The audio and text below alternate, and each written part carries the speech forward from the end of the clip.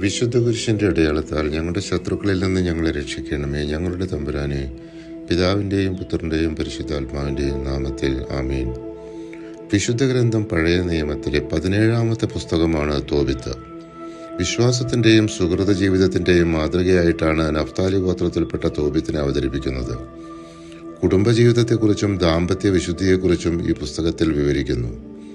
ദരിദ്രരോടും മരിച്ചവരോടും കാരുണ്യം കാണിക്കുന്നവരെ ദൈവം ക്ലേശകാലങ്ങളിൽ അനുസ്മരിക്കുകയും അവർക്ക് പ്രതിഫലം നൽകുകയും ചെയ്യുമെന്ന് ഇതിൽ വിവരിക്കുന്നു.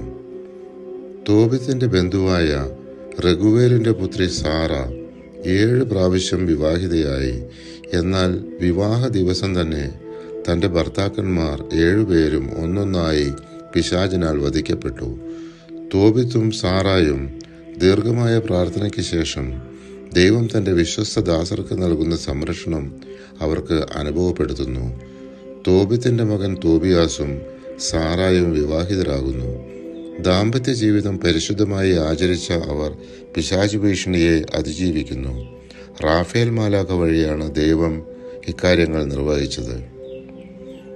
ജീവിതകാലം അത്രയും സത്യത്തിൻ്റെയും നീതിയുടെയും മാർഗത്തിൽ ചരിച്ച തോബിത്ത് അസറിയ രാജാവായ ഷൽമനേസറുടെ കാലത്ത് തിഷ്പയിൽ നിന്ന് തടവുകാരനായി പിടിക്കപ്പെട്ടു. തോബിത്തിനും ഭാര്യ അന്നയ്ക്കുമുണ്ടായ പുത്രനായിരുന്നു തോബിയാസ്.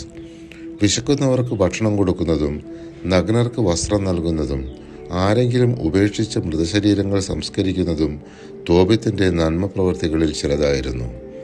ഷൽമനേസറിൻ്റെ കാലശേഷം അസറിയ രാജാവായ സെന്നാകരീബിനെ അവൻ്റെ 2 പുത്രന്മാർ തന്നെ വധിച്ചു.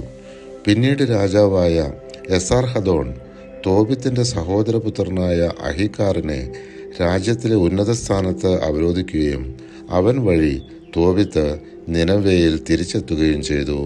പരിശുദ്ധാത്മാവെ, തിരുവചനത്തിൻ്റെ അനന്തശക്തിയാൽ ആത്മാവിൻ്റെ ബലങ്ങളും ദാനങ്ങളും നൽകി തീക്ഷ്ണതയാൽ ഞങ്ങളെ ജ്വലിപ്പിക്കണമേ.